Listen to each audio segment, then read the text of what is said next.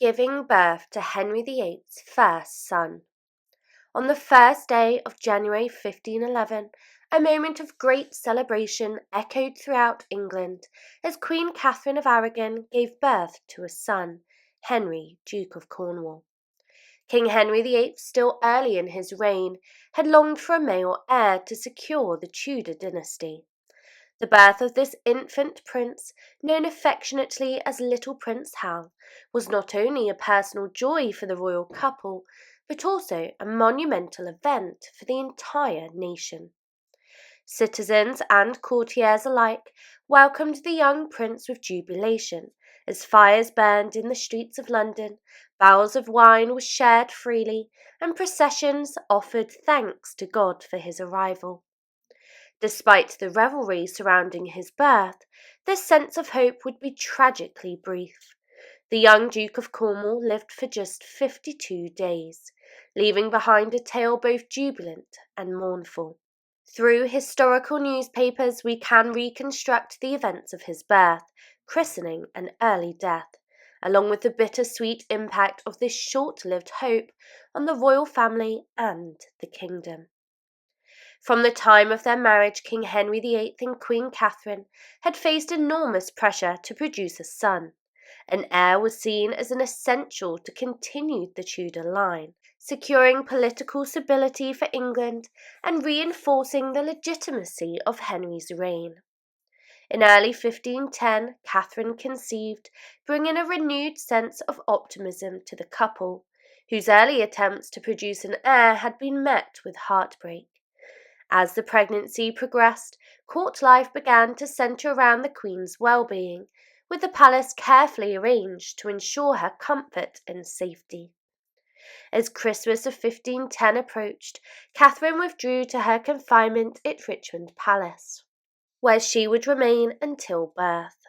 King Henry chose to celebrate Christmas at Richmond to stay close to her during this critical time, eschewing the traditional grandeur of the season at Westminster.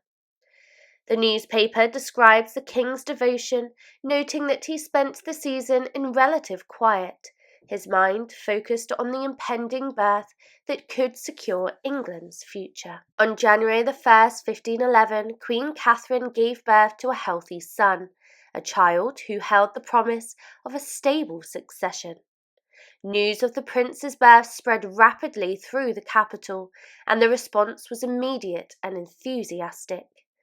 The newspaper recounts a celebratory mood that gripped the nation.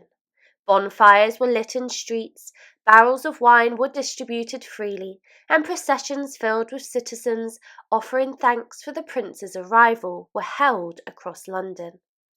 Even those far from the court felt a sense of connection to this new chapter in England's royal story, taking comfort in the belief that the young Duke of Cornwall represented a secure future for the Tudor dynasty.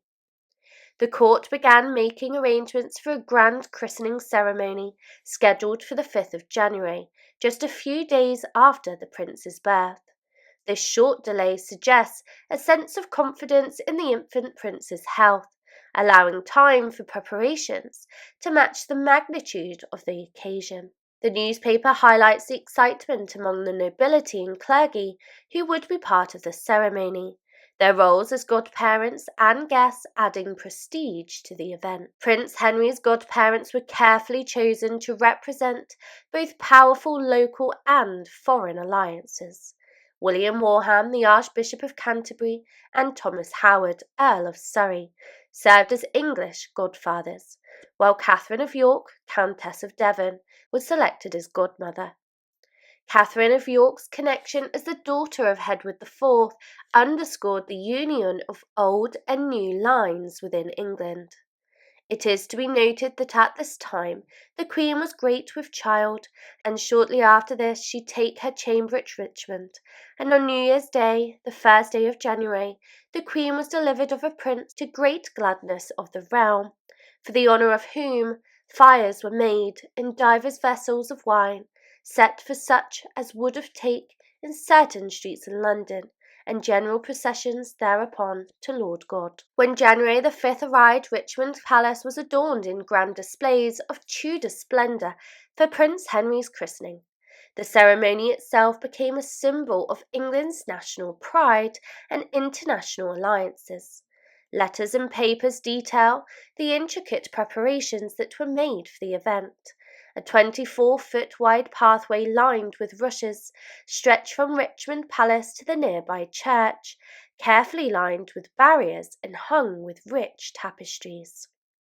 The opulent scene extended to the church interior, with walls draped in cloth and the altar area decorated with the finest linens.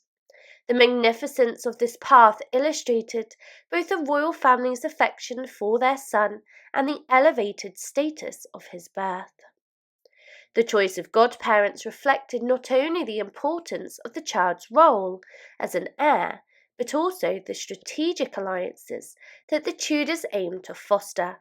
King Louis of France, though absent, was appointed as a godfather to represent a crucial European connection. His role was symbolically fulfilled by a noble deputy, who presented lavish gifts on his behalf, including a golden salt cellar and a cup, both finely crafted and valued treasures. Alongside him was William Warham, Archbishop of Canterbury, serving as an English religious figure of influence. Representing the godmother's role, Margaret of Austria, Duchess of Savoy, was also honoured.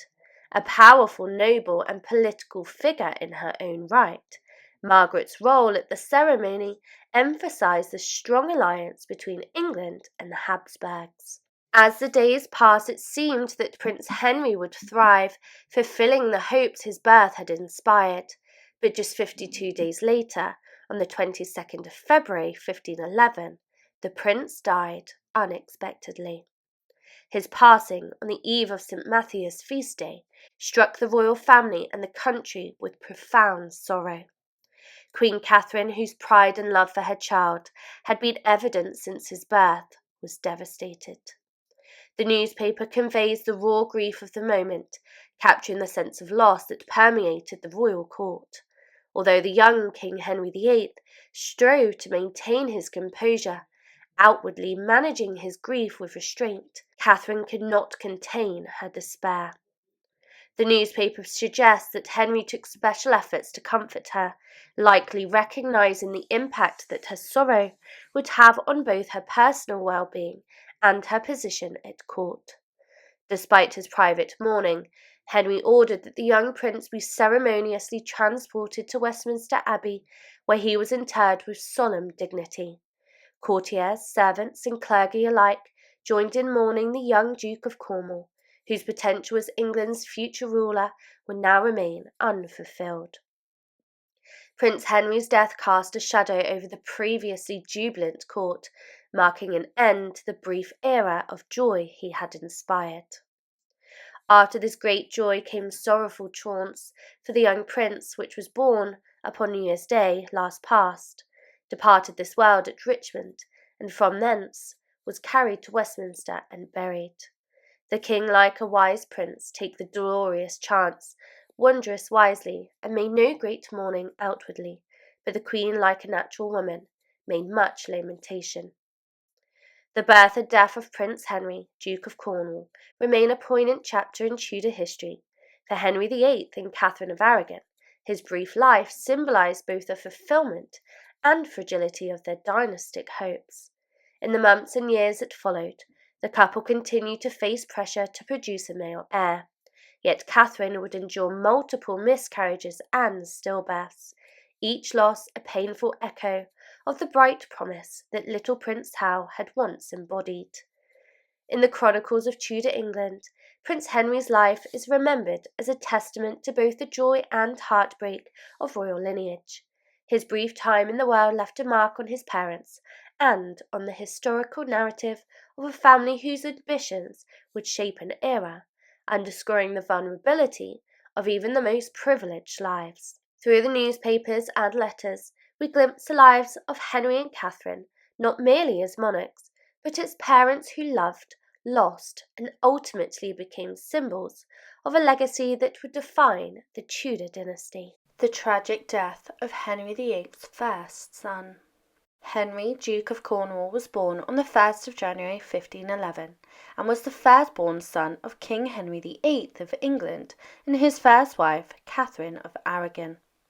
His arrival was initially met with grand celebrations, as he was the prospective heir to the throne. However, he passed away just a few weeks later, and the inability of Henry VIII and Catherine to have another surviving son precipitated issues of succession and marital disputes.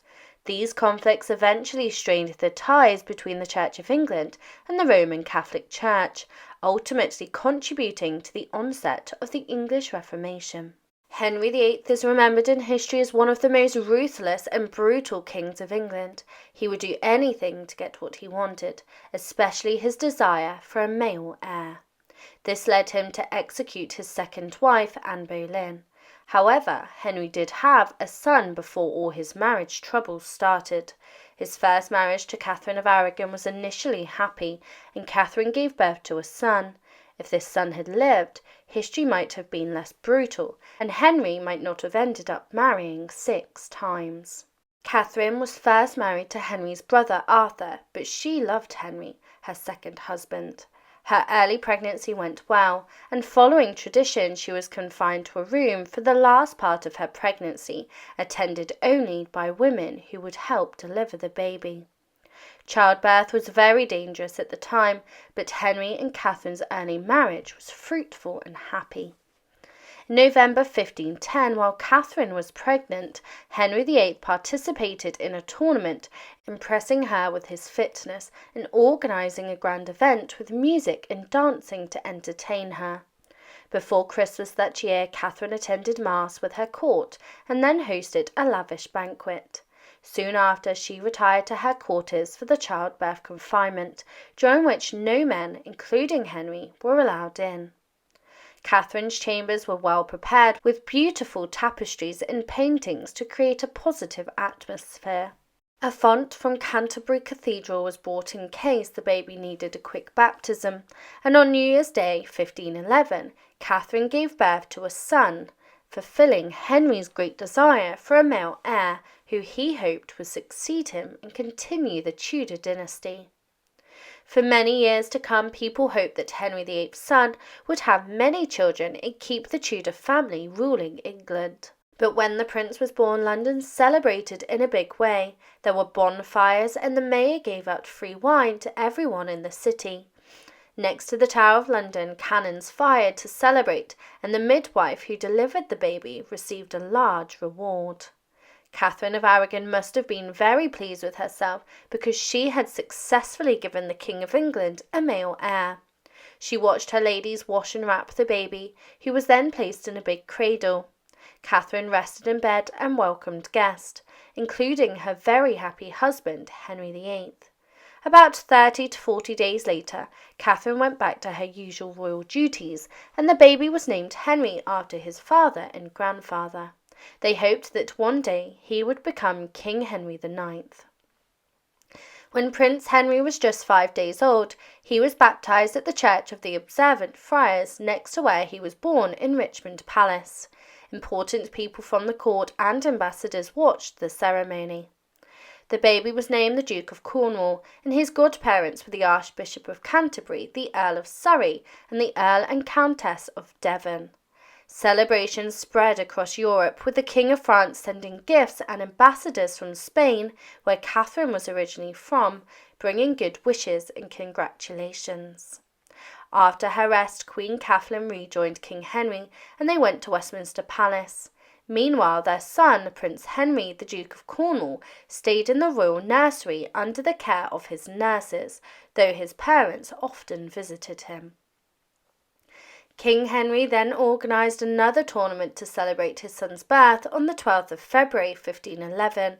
He challenged men to beat him in the tilt-yard, and the event was filled with grand displays, celebrating the court's wealth and the king's happiness. The Queen and her ladies watched from a special enclosure decorated in gold and purple velvet, featuring the initials of Henry and Catherine. That evening, another big party and banquet took place, marking one of the happiest times in Henry and Catherine's marriage. But the joy didn't last. Although plans were made to name Prince Henry as the Prince of Wales, a tragedy struck 52 days after his birth. The young prince died in the royal nursery at Richmond Palace. The exact cause of his death is unknown, but it was common during the Tudor period for children to die young, possibly from something like sudden infant death syndrome. Queen Catherine and King Henry VIII were devastated. A funeral was held for the prince at Westminster Abbey. At the time, the etiquette determined that the king and queen did not attend the funeral in person, so they relied on trusted courtiers to perform the ceremony for them. His small coffin was carried from Richmond Palace down the River Thames on royal barges draped in black. The procession was a sombre event, and everyone wore black. The coffin, carried by 6 knights, was escorted into the abbey by monks after a short ceremony, and Prince Henry was buried near the chapel of Edward the Confessor. This tragedy deeply affected English history. Catherine and Henry tried to have more children, but Catherine faced more tragedies with childbirth. This led Henry to seek other relationships, such as with Anne Boleyn, who later gave birth to Mary I, known as Bloody Mary. When the new high altar was being constructed in the 1860s, a small lead coffin of a child was found in the northern part of the step in front of it. This may have been the young Henry's coffin, but it was not disturbed, and there is no marker.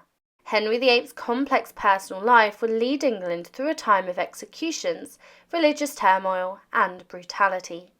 The death of Prince Henry was one of the most tragic events in King Henry VIII's life, and the grand celebrations after his birth had shown great hopes for his future, but these were dashed with the death in the nursery.